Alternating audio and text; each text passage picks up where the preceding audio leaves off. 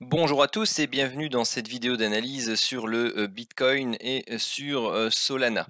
Alors, tout d'abord, si vous avez envie que j'examine d'autres actifs que ceux-ci, surtout n'hésitez pas à me laisser en commentaire les actifs que vous voulez que je regarde et que je débriefe pour voir un peu où ils en sont, et ceci au travers des prismes euh, des vagues d'Elliott, de l'Ishimoku et des vagues de Wolf. Alors j'en profite également, et vous aurez ça jusqu'à ce qu'elle ait lieu, une petite publicité.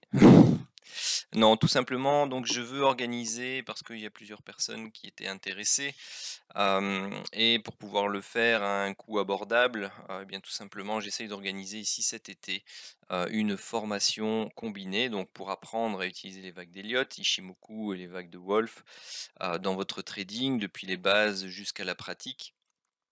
En mettant en avant, bien entendu, les plus de 10 ans d'expérience que j'ai maintenant dans l'analyse technique et au niveau du trading, pour tout simplement vous en faire profiter un maximum. Donc c'est une formation qui se déroulera en live. Donc en live, si on atteint le nombre suffisant de personnes inscrites, pour l'instant, on est 5, enfin ils sont 5, pardon. Et il en faudrait au minimum 20 pour que l'on puisse lancer cette formation. Donc si vous êtes intéressé, surtout faites-le moi savoir au travers de YouTube, au travers de Twitter, ou vous avez le lien du canal Telegram pour vous inscrire à la formation qui se trouve en description de la vidéo. Alors juste pour information, c'est une formation qui à la base coûte plus de 2500 €, et pour l'occasion, tout simplement, j'essaye de vous en faire profiter à 249 € TTC. Donc je le répète à chaque fois que je présente la formation, c'est la seule et unique fois que je me permettrai de faire un tel prix aussi bas pour cette formation. Après, ce sera tout. Ça me prend énormément de temps, d'énergie. Donc elles repasseront tout simplement au prix initial. Alors, passons dans le vif du sujet, hein, tout simplement l'analyse ici du Bitcoin. Alors, on est ici sur un graphique journalier, et ce qu'on avait la semaine dernière en ligne de mire, c'était ce fameux triangle-ci. Alors triangle, donc ici, bon, vous voyez, hein, j'ai plus de position dessus, tout simplement. Pourquoi? Parce que j'ai pris des premiers profits ici, j'en ai pris ici, et le reste, le solde, j'ai soldé ça, voyant la structure de prix ne pas correspondre à une structure impulsive dans cette partie-là. Tout simplement, vous le voyez déjà ici en journalier, hein, vous avez une baisse, une latéralisation, une baisse.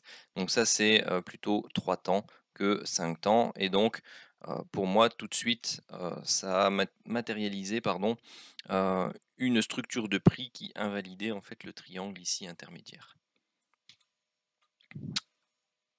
Alors, allons voir sur le 4 heures.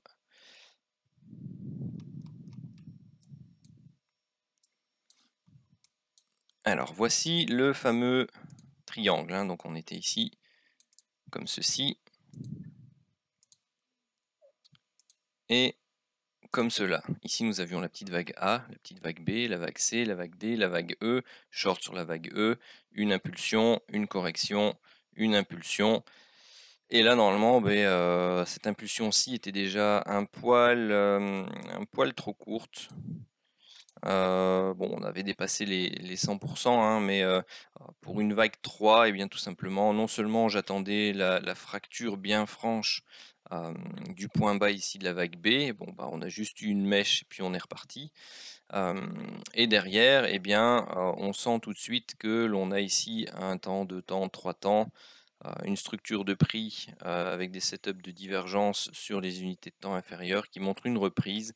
Au moment où la reprise commence à dépasser ces niveaux-là, on sent tout de suite la formation d'une structure que l'on appelle en V, V bottom. Donc c'est là où je suis parti sur le reste de ma position. Donc ici, qu'est-ce que l'on peut voir pour le moment? Et je vais peut-être directement descendre sur l'horaire. Donc je vais tout simplement vous notifier ici la structure en V-bottom. Donc vous avez la ligne de coût qui se trouve justement ici. Là, on a quelque chose que vous voyez qui se dessine plutôt en structure impulsive en 5 temps. Et là, on commence à avoir quelque chose qui se dessine en 3 temps. Alors, on a eu un gap ici sur la plateforme, tout simplement parce qu'ici, on vient de clôturer vendredi et d'ouvrir samedi. Eh bien, ce gap, pour moi, a de fortes chances d'être comblé et de voir tout simplement les prix repartir jusqu'à aller rechercher ces plus hauts-ci autour des 42 500. Alors, pourquoi? Tout simplement, on a ceci. On a une phase de baisse. Vous avez ici hausse. Et là, vous avez 3 temps pour la baisse. Et donc, au minimum, eh bien, on attend une reprise haussière dans la structure de prix complexe. Il n'est pas là? Ah, ok. Hop. Voilà, au minimum, on s'attend à ça. Bon voilà, j'ai pris le temps ici de vous mettre un des comptes possibles de structures un peu complexes. Donc là, bah, vous voyez, c'est plutôt quelque chose qui fait une sorte de porte-voix. Et on est tout à fait capable de réaliser ce genre de structure pour l'instant sur le Bitcoin. Tout comme on peut tout simplement ici avoir eu la vague A en rouge. On peut avoir ici un temps, 2 temps et 3 temps pour avoir directement la vague B ici et puis travailler une vague C qui irait directement jusque là. Alors ici on se trouve forcément pour l'instant un peu au milieu du gué, que ce soit éventuellement aussi un triangle plus long comme on a pu le voir par exemple sur et quoique encore là on vient de faire un plus bas, donc si ceci est la vague A, ceci est la vague B, le triangle me semble un peu compromis sur le Bitcoin, de par le fait qu'on ait une vague B du triangle qui soit extrêmement longue et complexe. Ce type de structure peut arriver sur une vague intermédiaire, donc une vague C. La vague C du triangle est toujours la plus complexe des 5 vagues. Or ici, c'est pas le cas, donc ce serait éventuellement pas un cas d'école, c'est possible, mais dans la grande majorité des cas, on retrouve plus ce type de structure sur la vague C. Et donc cette structure serait plutôt la vague B, puisqu'on aurait ici vague A, vague B, ici vague C, vague D, vague E, et ensuite on retravaille quelque chose à la baisse. Donc je vois plutôt le Bitcoin travailler encore de la latéralisation et aller osciller entre sa zone rouge qui est ici, on va dire en moyenne 45-46, et sa zone basse 28-29. Donc ça laisse de quoi travailler et ici avoir une bonne amplitude.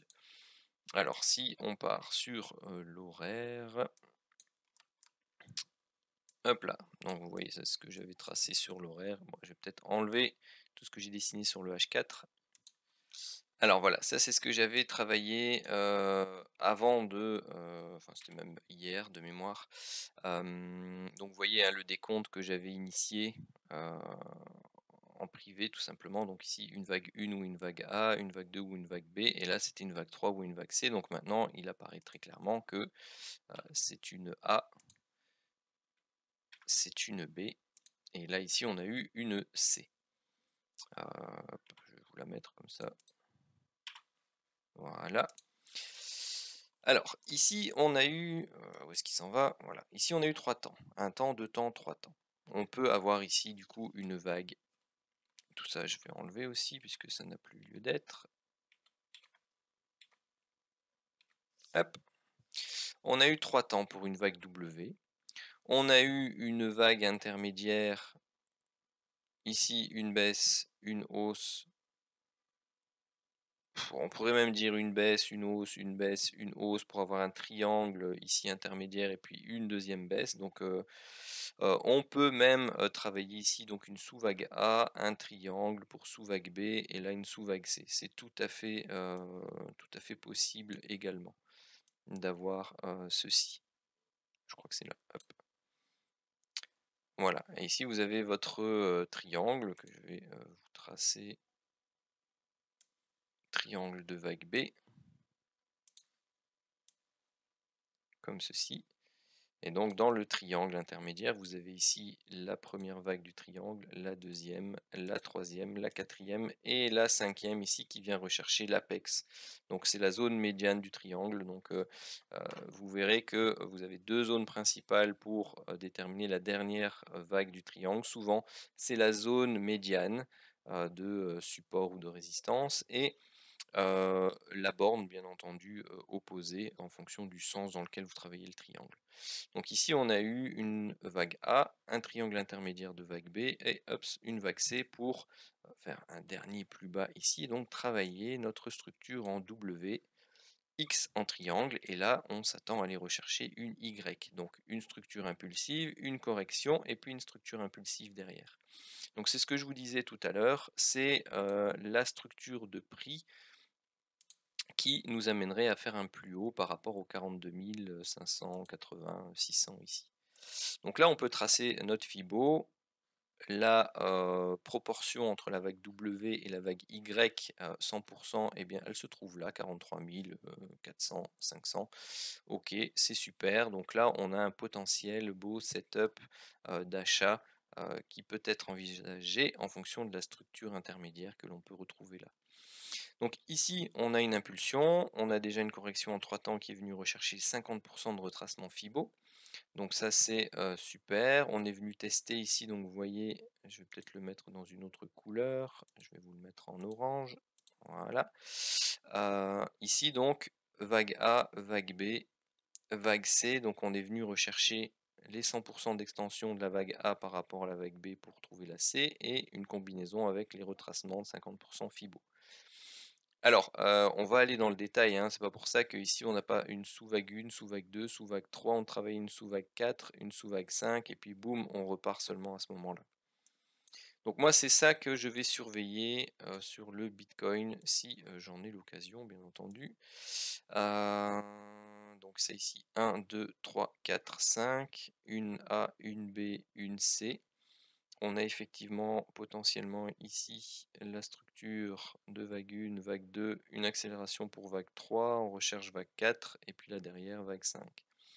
Donc vous avez une deuxième très belle zone d'intervention si jamais on retrace. Eh bien c'est le cluster ici. Hop, et normalement, hop là.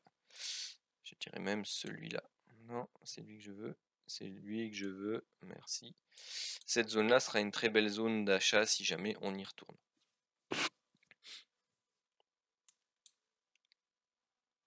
Donc voilà pour l'analyse principale sur le Bitcoin. Alors pour l'instant, on a ceci comme canal par rapport au point haut qui est ici, et vous avez donc la doublette par rapport à celui-là. Bon, après 5 minutes.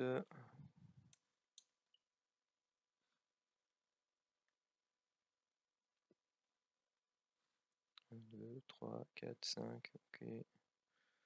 B, C, donc ici 1, 2, accélération 3, donc oui, bon, il faudrait pas non plus retracer de manière trop importante cette structure-ci, puisque là on a fait une vague 1, une A, une B, une C très profonde, hop, et donc là on aurait fait la 3, et vous voyez qu'on a déjà retracé 50% de la 3. C'est beaucoup, c'est beaucoup. Donc il n'est pas interdit que l'on, hop, ça je vais enlever, que l'on reparte directement, hein.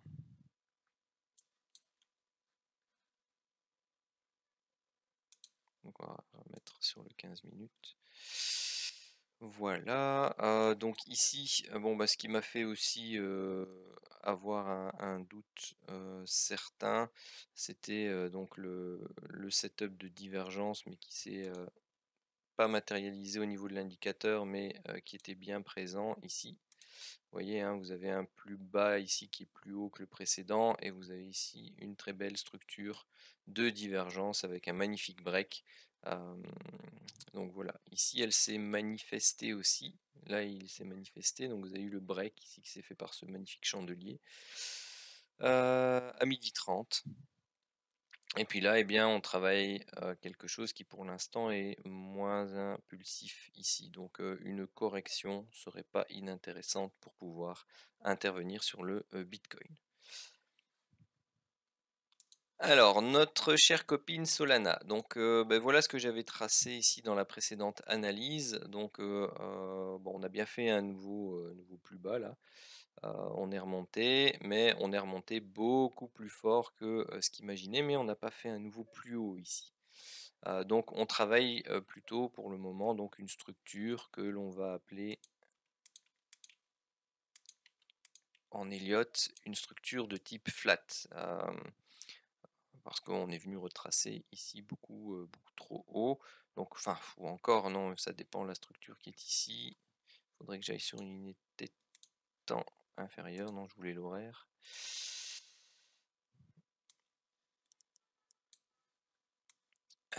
Qu'est-ce qu'on a ici? Bon, ici on a quelque chose d'impulsif. Hop, on retrace.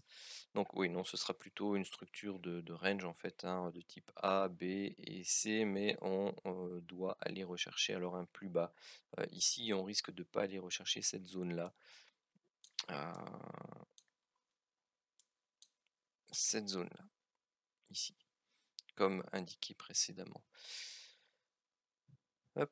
Donc là, on a vraiment le range ici qui se matérialise.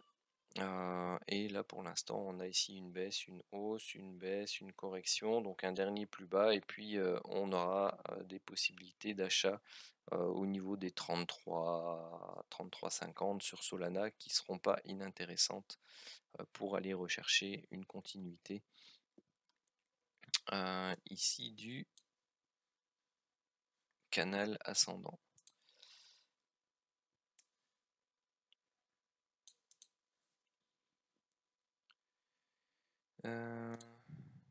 Dupliquer. Il est où dupliquer? Il n'y a plus.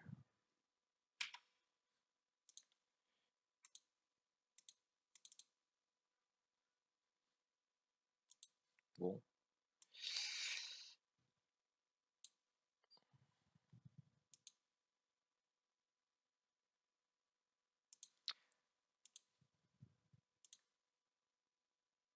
Hop, on va faire autrement, ça ira plus vite. Voilà, en plus elle est bien placée directement. Hop, super. Et donc voilà pour les canaux basés sur la partie haute de la structure que j'aligne. Voilà. Donc ce point aussi, vous retracez les parallèles et vous voyez que celle qui repasse par là, bon bah c'est le quart le quart bas de la fourchette d'Andrews ici qui sert de support de nouveau, qui avait déjà été travaillé là. La partie médiane joue aussi son rôle, et donc un retour sur cette partie-là et pas à exclure, ou tout simplement un nouveau test vraiment des 33,50 ici pour une poursuite de la reprise haussière ici.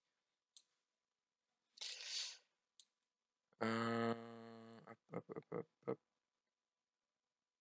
Première structure. Oui, ce qu'on peut avoir également ici, c'est avoir fait donc 3 temps. 3 temps.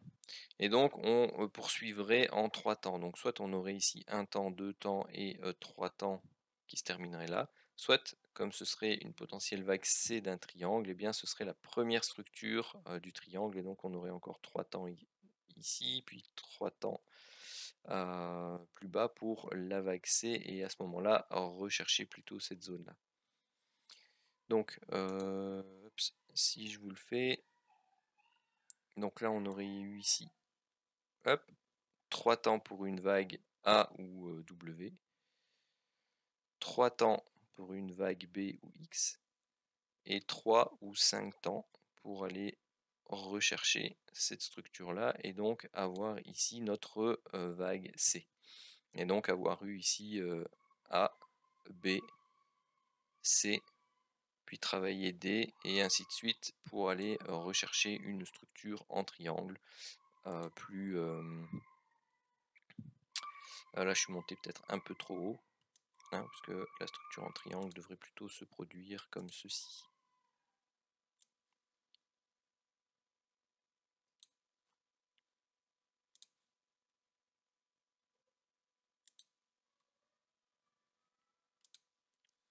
Donc A, B, C, D, E, et puis boum, une reprise haussière qui correspondrait éventuellement à la fin de la consolidation du Bitcoin. Donc voilà pour ce qui concerne l'analyse technique du Bitcoin et de Solana. Sur ce, je vous souhaite à tous un très bon week-end. Si vous avez aimé cette vidéo, surtout n'hésitez pas à la liker, à laisser en commentaire tout simplement vos remarques, votre analyse, d'autres actifs que vous voudriez que on passe en revue ensemble, et n'oubliez pas de vous abonner à la chaîne si ce n'est pas encore fait, et d'activer les notifications pour être alerté des différentes vidéos qui vont sortir sur la chaîne. Sur ce, un très bon week-end à tous.